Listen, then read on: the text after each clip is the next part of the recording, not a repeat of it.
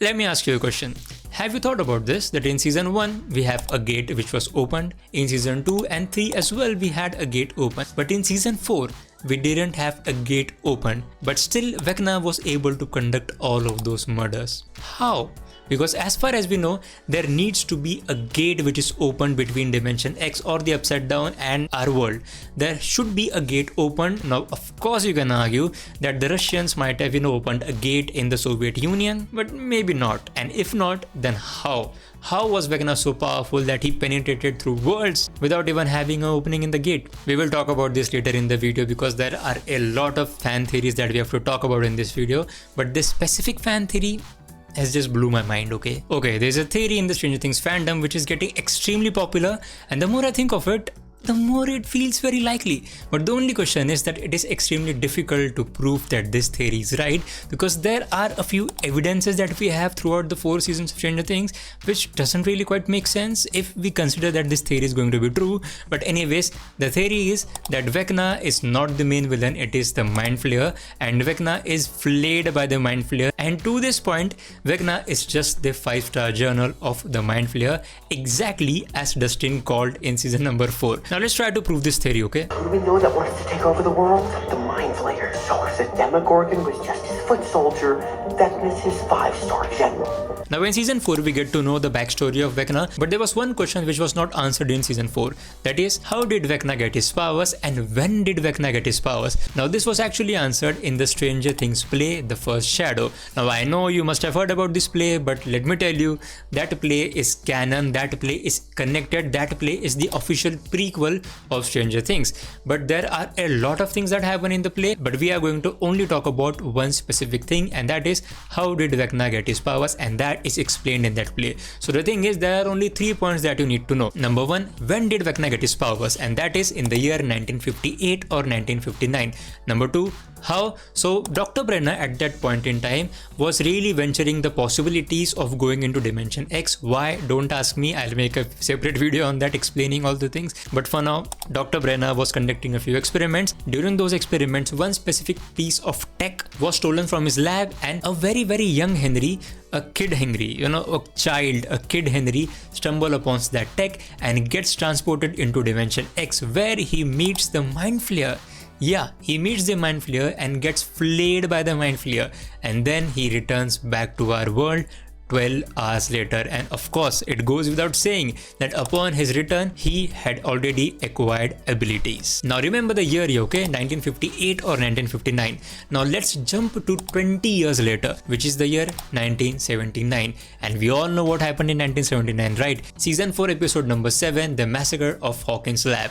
Now during this episode, we get to learn that 11 banished Henry/1/Vecna into the Dimension X, where he turned into Vecna, and here he also encountered the Demogorgons, the Demodogs, all those creatures, also the vines, and one potential of energy. Now this, whatever this shadowy thing is, this dust particle thing is, this was discovered by Vecna, and Vecna turned it into a shape that we know is a shape of the Mind Flayer. Now hold that thought for a moment and just entertain the idea that maybe whatever Vecna made of this dust figure, it is not the Mind Flayer. Now let's leave this point exactly here and move on to our second point. Vecna was officially introduced in the season number 4, which takes place in the year 1986, which is 7 years after he was banished into the Upside Down.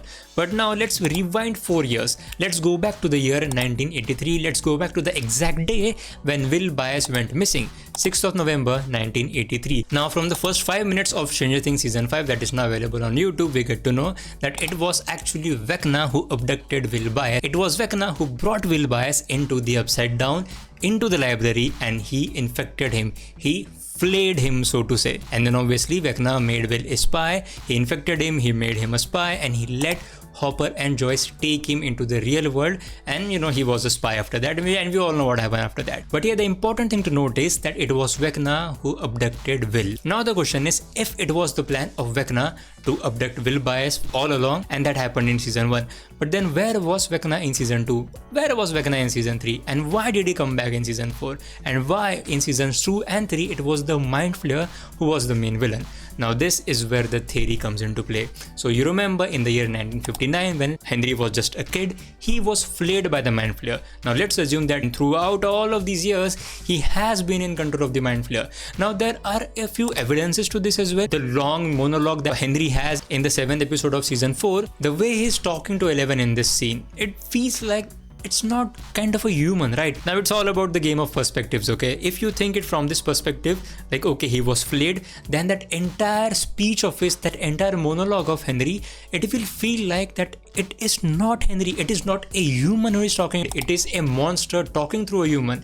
It feels like that. I mean, really, it's just a game of perspective. It's really weird. It's a game of perspectives here. Alright then, by these evidences, we can establish that okay, the Mind Flayer was in control of Henry, was in control of Vecna. But then there's a very interesting thing in season number 4. Season number 4, Vecna says that he stumbled upon this, particle and he shaped it into a Mind Flayer kind of a structure. Now here, it is a very interesting thing what the Duffer brothers have done here. They have not explicitly used the name Mind Flayer. I mean, they can't use it, but they didn't really vocally tell us that this particle is actually the Mind Flayer. Now we have only connected the dots because we have seen Henry giving this dust particle a shape of a spider, of the shape of a Mind Flayer. It is our imagination. It is what we are thinking. But what if Henry just made a manifestation of what he saw in the year 1958-59. Now this is one possibility, but the other possibility could be that it was really Hendra who made the Mind Flayer in this scene, but Henry/1/Vecna doesn't remember his encounter with the real Mind Flayer when he was a kid, and therefore he believes that he created the Mind Flayer in this scene, and it is all along a plan of the Mind Flayer, that the Mind Flayer flayed Vecna to an extent that Vecna doesn't even remember that he's flayed. Now it is kind of a stretch, but at the same time it kind of makes sense, right? But the question still stands, why was he missing in season 2? Now this is what I feel, okay? Whatever Vecna did in season 1, which was the abduction of Will Byers, he did it under the command of the Mind Flayer. Now after his job was done, Vecna was sent away to get more powerful, and here the bidding was done by the Mind Flayer himself, that is in season 2 and season 3. Now this thing that Vecna was sent away to get more powerful, it makes absolute sense. Why? Because in season 1 we needed a gate, in season 2 we needed a gate, in season 3 we needed a gate, but in season 4 we didn't need a bloody gate. In season 4, Vecna was able to penetrate through worlds with his psychic abilities without any gate that we know of. Now there is absolute possibility that the Russians in Russia might have opened a gate, but I don't think so. Maybe. In season 2 and season 3, Vecna was kept aside. He was meant to, upgrade himself, and in season 4 he upgraded himself, and therefore in season 4 he was able to do all those murders, all those killings, just through his mind without any gate. That makes sense, right? Therefore Vecna was missing in season 2 and 3, and therefore it was the Mind Flayer who took the reins in season 2 and 3. That makes sense, right? I think so, it makes sense. Now this is the time to give a shout out to one of our subscribers who commented on a previous post. Now this is a very interesting thing, okay? He says that Vecna was dead all along and Vecna was kept alive by the Mind Flayer, okay? And this is why the Mind Flayer wants a replacement of Henry's body, and this is where Will Byers' body comes into play.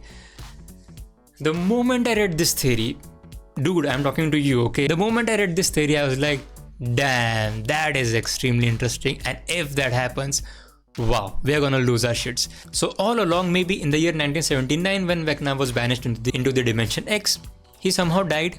Then Vecna took control of his body. He was looking at ways to get into the real world, and then Eleven, accidentally opened the gate, and then you know what happened. And therefore, Will Byers is so important because Will is so much like Henry. He is different. Now let's focus on the characteristics of season 1 Will Byers, okay? He only has 3 friends. Presumably he gets bullied. He is different because his father himself calls him a queer. He is not like other boys, okay? He is not like other boys.